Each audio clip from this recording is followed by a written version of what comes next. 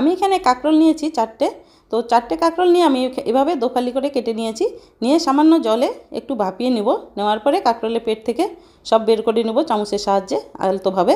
তারপরে দেখো ওই বীজগুলো কিন্তু আমি ফেলবো না, ওটা আমার কাজে লাগবে। তো এখানে 2 চামচ বেসন আমি ভালো করে ভেজে নিচ্ছি যাতে কাঁচা গন্ধ না থাকে। আর একটা মিক্সিং জারে ওই কাঁকরোলের পেটের থেকে যে বের করলাম সেগুলো দিব। একটু আদা, 2টো কাঁচা লঙ্কা, একটু কাজু কিশমিশ দিয়ে আমি ভালো করে পেস্ট করে নেব। নিয়ে এখানে বেসন যে ভাজলাম বেসনটা দেবো, একটু হলুদ, লবণ, লঙ্কা, একটু জিরে গুঁড়ো দিয়ে ভালো করে মিশিয়ে আবারও কাঁকরোলের পেটের মধ্যে এগুলো ভরে দেবো। তো দেওয়ার পরে আর এই রান্নাটা কিন্তু সম্পূর্ণ নিরামিষ কাঁকরোলের কালিয়া, পুর ভরা কাঁকরোলের কালিয়া। তো তোমরা ভালো লাগলে কিন্তু অবশ্যই লাইক, কমেন্ট, শেয়ার করবে আর সাবস্ক্রাইব করে পাশে থাকবে। তো দেখো পুরটা ভরে নেওয়ার পরে এখানে কড়াই বসিয়েছিলাম, কড়াইতে তেল দিয়েছি।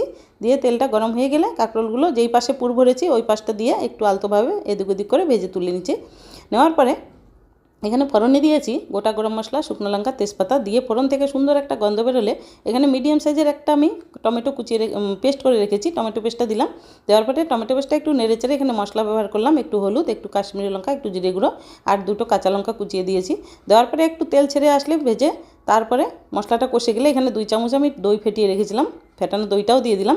আর ভাই নুন চিনি তো আছেই, একটুখানি চিনি দিয়েছি আর স্বাদ মতো নুন দিয়ে 1 বাটি আমি এখানে জল দিলাম।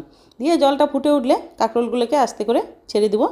আর ভালোভাবে ফুটে উঠলে একটু তারপরে নামিয়ে নেব। তো হয়ে গেল সম্পূর্ণ নিরামিষ পুর ভরা কাঁকরোলের কালিয়া। রান্নাটা যদি ভালো লেগে থাকে তাহলে অবশ্যই লাইক, কমেন্ট, শেয়ার করবে আর সাবস্ক্রাইব করে পাশে থাকবে। ধন্যবাদ।